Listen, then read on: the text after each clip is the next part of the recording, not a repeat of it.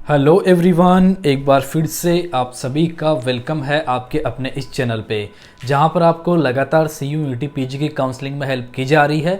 तो अगर आप लोग हमारे चैनल पे नए हैं तो चैनल को ज़रूर सब्सक्राइब कर लेना ताकि आगे आपको काउंसलिंग में हेल्प मिल सके। इसके साथ ही टेलीग्राम चैनल का लिंक दिया गया है, उसको ज़रूर ज्वाइन करें ताकि जब काउंसलिंग का कोई भी PDF आए कोई भी यूनिवर्सिटी का, उसका डायरेक्ट PDF आपको वहाँ से मिल सके। ओके, इसके अलावा अगर आपको कोई क्वेश्चन पूछना है तो आप कमेंट बॉक्स में कमेंट करके पूछ सकते हो। अदरवाइज हमारा पर्सनल इंस्टाग्राम ID दिया गया है, उस पर भी आप फॉलो करके मैसेज कर सकते हैं।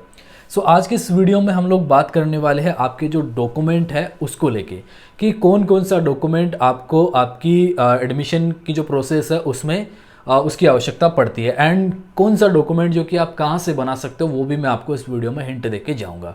तो ये जो डॉक्यूमेंट है एक्चुअली आपके पास होना चाहिए ताकि आपको काउंसलिंग के टाइम पे कोई भी दिक्कत, कोई भी परेशानी नहीं है। ओके, सो कौन कौन से डॉक्यूमेंट है अभी मैं आपको एक एक करके बताऊंगा।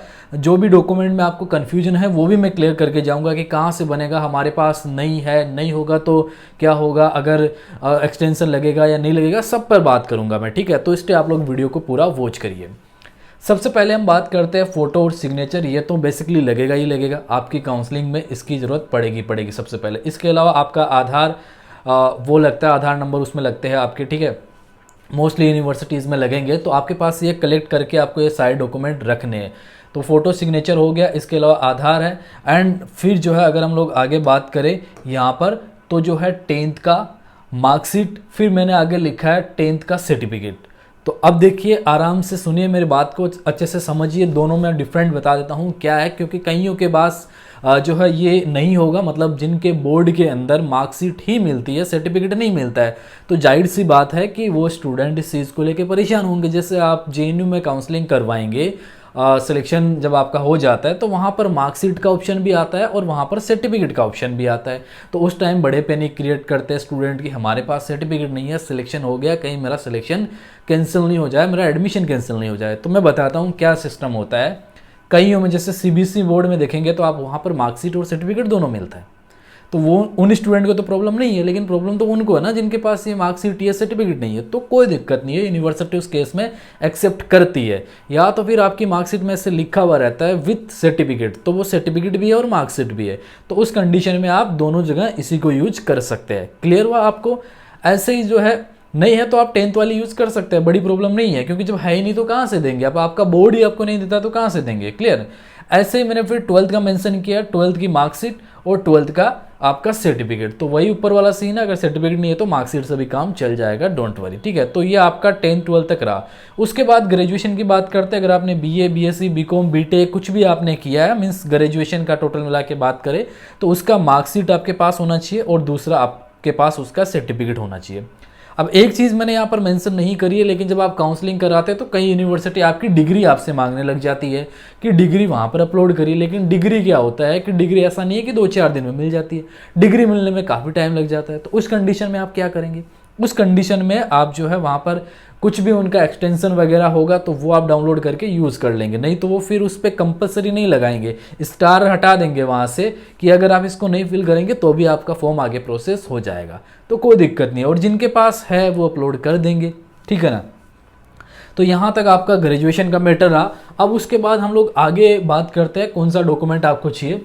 उसके बाद हम बात करते हैं कैरेक्टर सर्टिफिकेट के बारे में, चरित्र प्रमाण पत्र के बारे में। तो ये बेसिकली आपको चाहिए, कोई भी यूनिवर्सिटी में आप काउंसलिंग कराओ आपको इसकी ज़रूरत पड़ेगी। अब यहाँ पे थोड़ा सा स्टूडेंट को कन्फ्यूजन होता है, तो वही मैं क्लियर कर देता हूँ आपको कि ये कहाँ से बनेगा, कैसे बनवाए, है ना। वो स्टूडेंट जिनका गैप ईयर है, मान लीजिए कि 2 साल का आपने गैप यहाँ पर दे दिया अच्छा खासा, तो आपकी यूनिवर्सिटी ने आपको पहले दे दिया था कैरेक्टर सर्टिफिकेट, तो क्या है, मोस्टली यूनिवर्सिटी बोलती है कि आप 6 मंथ पुराना जो है यहाँ पर हमें कैरेक्टर सर्टिफिकेट अपलोड करिए। ठीक है, वो लगाइए आप। तो अब जिसने 2 साल पहले छोड़ दिया उसके पास तो कैरेक्टर सर्टिफिकेट नहीं है, जाहिर सी बात है।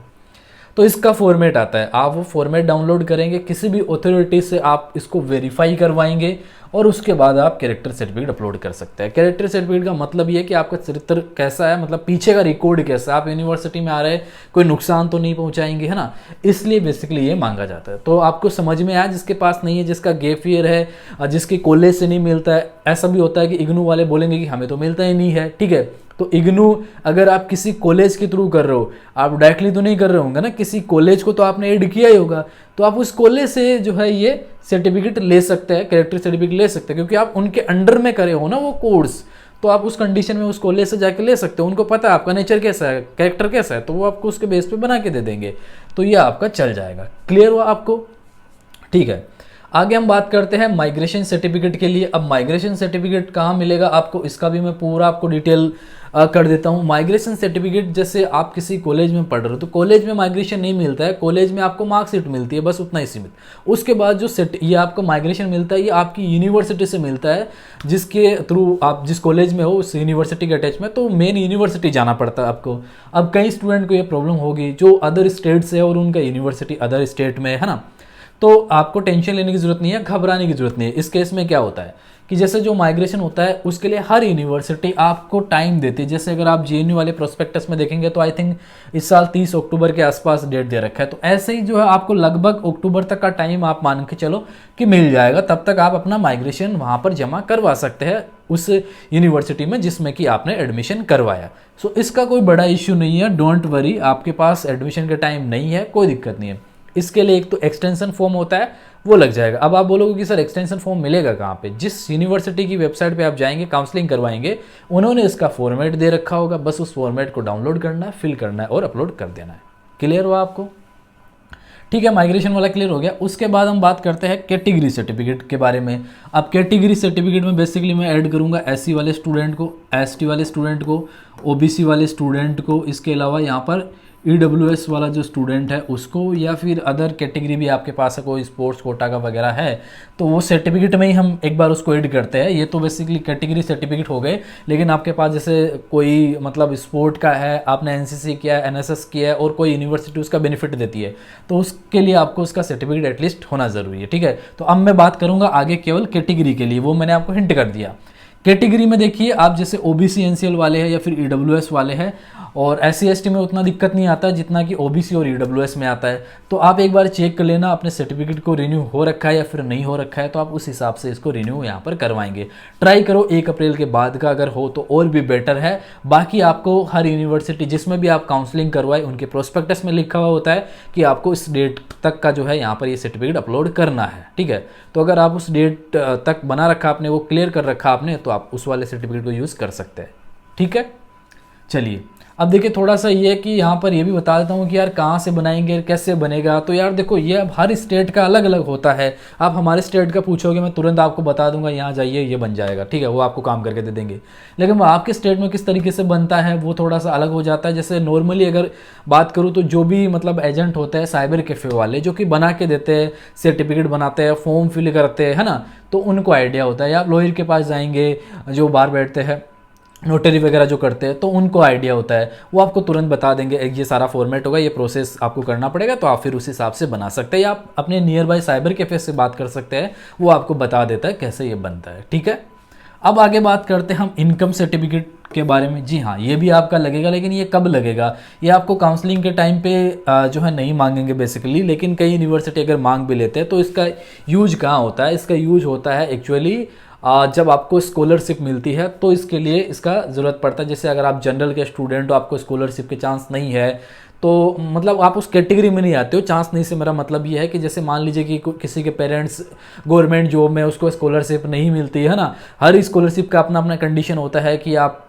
मतलब कहाँ से हो, कितना इनकम है, उसके बेस पे। अगर आप पेरेंट्स गवर्नमेंट जॉब में तो जाहिर सी बात आपको शायद नहीं मिले स्कॉलरशिप, तो उस कंडीशन में नहीं लगता, तो सबका नहीं मिलेगा, सबका नहीं बनता ये। अब जो भी स्टूडेंट जिसको मिलता है स्कॉलरशिप उसको पता है और उसको ये बनवाना है। ठीक है, अब आगे बात करते हैं CUET PG में आपका जो क्या क्या डॉक्यूमेंट है जो लगेंगे।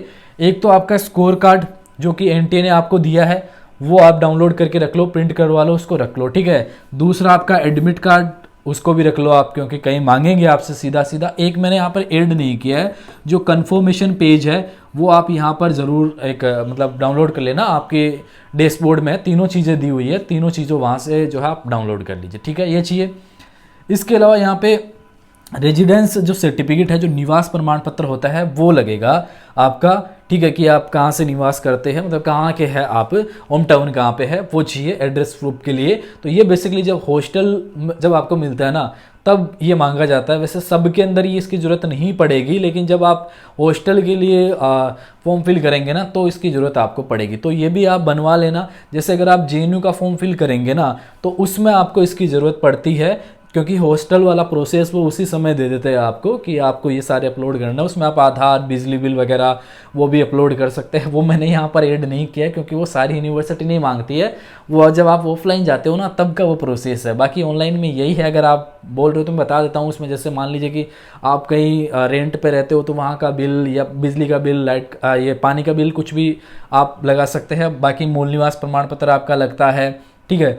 यही 2-3 चीज़ें जो कि एक्स्ट्रा में लगती है, तो आप इनको भी मतलब अपने माइंड में रखना। ओके, सो होपफुली मैंने सारे डॉक्यूमेंट को लेके आपके जो डाउट है वो क्लियर कर दिए है। ये डॉक्यूमेंट आप काउंसलिंग से पहले तैयार करवा लो। अगर आपको कुछ पूछना है तो आप कमेंट बॉक्स में कमेंट कर सकते हैं। अदरवाइज आप मुझे पर्सनली अगर बात करना चाहिए तो मेरे इंस्टाग्राम पे फॉलो करके मैसेज कर सकते हैं। काउंसलिंग से रिलेटेड आपका कोई भी डाउट है तो आप पूछ सकते हैं, कोई इश्यू नहीं है गाइस। ओके, सो इस वीडियो में इतना ही। वीडियो देखने के लिए आप सभी का शुक्रिया।